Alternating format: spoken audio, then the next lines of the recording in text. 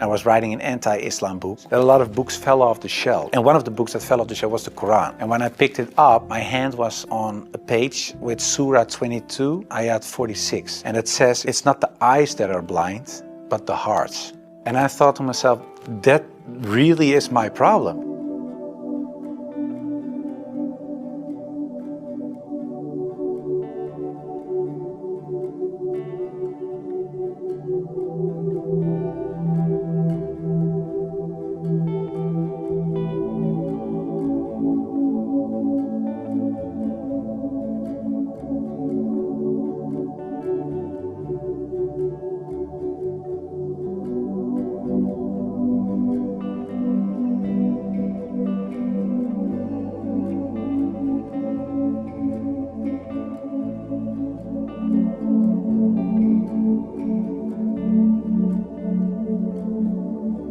Before I was a Muslim, I was a Protestant Christian from the Reformed Church. We read from the Bible, we all got biblical names, we were all baptized, we went to church, etc., etc. Of course, I believed that there is a creator, I believed in heaven, hell, I believed in angels, revelations, and of course what separates the Christians from the Muslims is that I believed that Jesus Christ was the Son of God. Yeah, in a more philosophical way, I believed he was God himself, of course. I believed in the resurrection and crucifixion of Christ, of course, and I believed in the atonement. But because the Trinity is a very complex concept, whether you believe it or not, it's still very complex, because if there is a God in the Bible, it says God is eternal. But if you are eternal and you die, you cannot be eternal and mortal at the same time. So that was something when I was a little older, 16, 17, I started questioning things like that. It's not very logical. I talked to many priests, preachers, even rabbis, and the answers I got weren't very satisfying.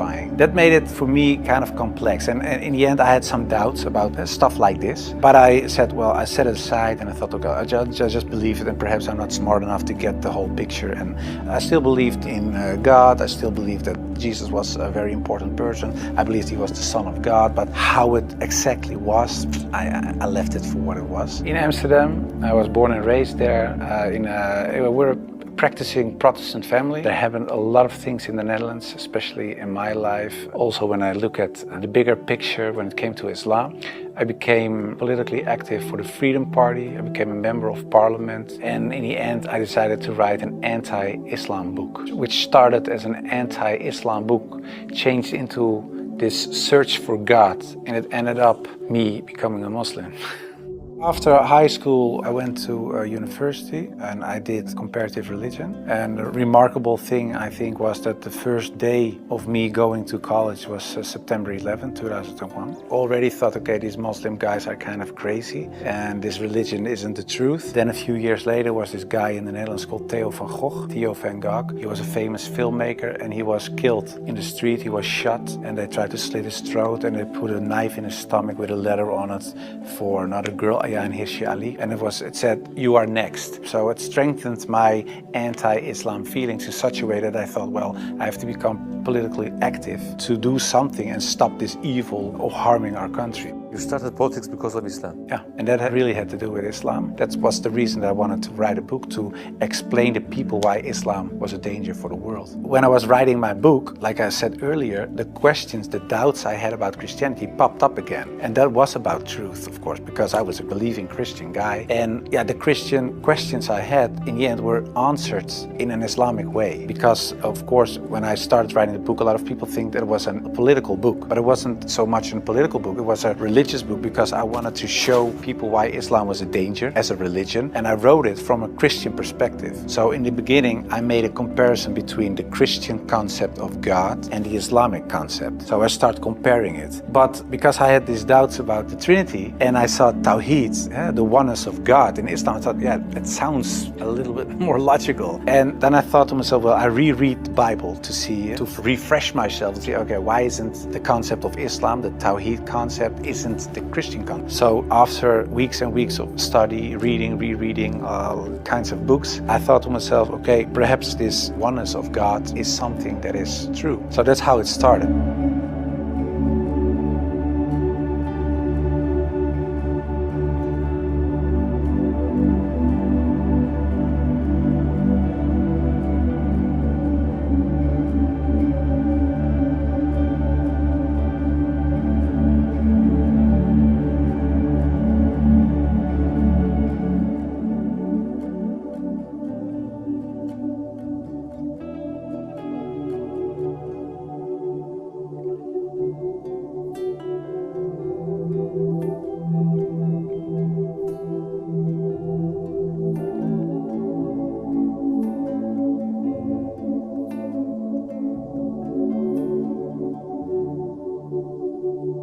I started writing to several authorities on these religious matters. And one of the guys that I wrote to was Sheikh Abdul Hakim Murad, and he's a professor from Cambridge University. But in a way it was kind of strange, of course, because I was a politician back then still. I was writing an anti-Islam book with an anti-Islam purpose. And I'm asking this Muslim professor from another country, can you help me? So I told him, I'm writing a book. I have a lot of questions. So I was very plain why I thought, why is Islam promoting terrorism? Why is anti-woman? Why is anti-Christian? Anti-whatever. After, I think, 6 weeks, he sent me a very extensive email. And he started explaining, directly answered a lot of my questions. But he also told me, you have to read this article, read this book, read that book, ask this person. And so he was very extensive in his way of explaining. One thing that I think was very wise of Abdul Hakim Murad to say was, he said, well, the books you read about with the anti-Islam arguments are written by non-Muslims. He said, if you want to know more about Christianity, you don't read books from atheists. You start reading the books from the Christians. Why do they believe this? What are the arguments? So he said, you have to do the same with Islam. So start reading Islamic books from Islamic teachers, from Islamic scholars, etc. And that's what I also did with the life of the Prophet, because I read a book from Martin Links, The Life of the Prophet, based on the earliest source of Muhammad. And it was written, of course, by a convert. And his way of reasoning, his way of telling, his way of writing appealed to me because it's culturally the same thing. How do I approach a certain topic, etc. And it was the first time that I saw him not so much as a warlord, because that's the picture I had in my mind, but I saw him as a father, and I saw him as a friend and a teacher and so much more. And so, yeah, I saw the person and his character, and I said, well, I can say a lot, but I cannot say that this is not a good man. So his character persuaded me to read more and to want to know more. Story about Hind. She was the wife of one of the enemies, Abu Sufyan, and in a way they gave money to kill Hamza, the favorite uncle of the Prophet, and that was what happened on the battlefield. He got killed. They even paraded with his ears and cut off his nose and horrible stuff. So the Prophet was deeply sad, of course, of what happened. And years later he became powerful. He came in power in Mecca. And then there was Hind. And I was reading this book and I thought, okay, now she gets crucified or her head gets cut off or something like that. But he said, well, I cannot look at her right now, but everybody is forgiven. And if you want to stay here and live among the Muslims, it's possible. If you don't want that, you can go. But bloodshedding is over now. And I thought to myself that she was forgiven. If you can forgive someone who kills a relative, especially a favorite uncle of you, even starts parading with parts of his body to show other people that she humiliates you and whatever you stand for, that means you have such a great character. It's very special. It's something you don't see. And that's what he did. So I thought to myself, well, it was a really special guy. And when I thought that, I thought, well, I have these arguments for him being a prophet. I see his character. I see the way he treated other people. I see how he treated his enemies. I think he is a prophet. But then I thought to myself, whoa, that's horrible. Because I already accepted this oneness of God. And now I say he is a prophet. If I say there is only one God and Muhammad is his prophet, that's almost shahada.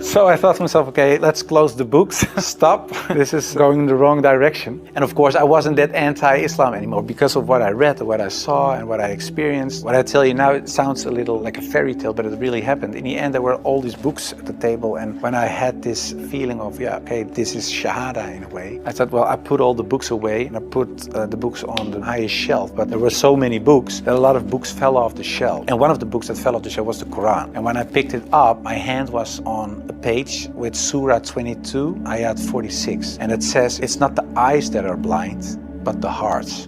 And I thought to myself, that really is my problem. I could see it with my own eyes, but I still couldn't accept the fact that I said he is a prophet, there is this one God. I just couldn't. So it wasn't my eyes that were blind, but it was really my heart. I couldn't accept it. I think my nafs or whatever, my ego, I couldn't accept it. And I said, well, God. I don't care if it's the God from the Bible or the Quran. Give me a sign or something so that I 100% sure know this is the way. And I went to bed, but when I woke up, I felt very secure in myself. I really felt very secure. I've never been more secure about anything else. The whole anxiety or the whole doubting issue, it disappeared like snow for the sun. And I thought to myself, well, I think I'm a Muslim.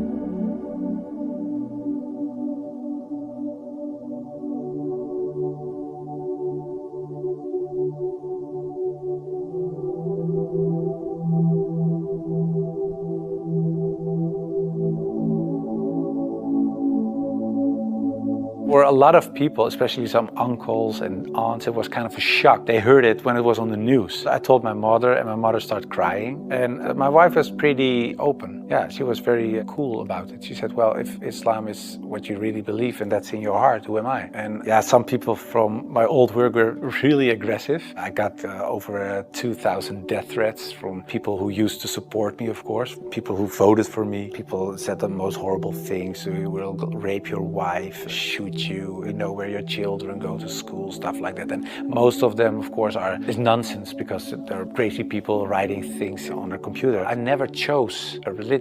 One time, and it was when I became a Muslim. Before that, I didn't choose my religion. I was born in a Christian family. I was raised in a Christian way, and I'm very grateful for all the good things that it brought me, but it was not my decision. And the only time I made a decision was me becoming a Muslim. And it was the most, like I said, I think the most important decision I made, and it was the most rational decision I made. I never took years and years to decide one thing, only becoming a Muslim.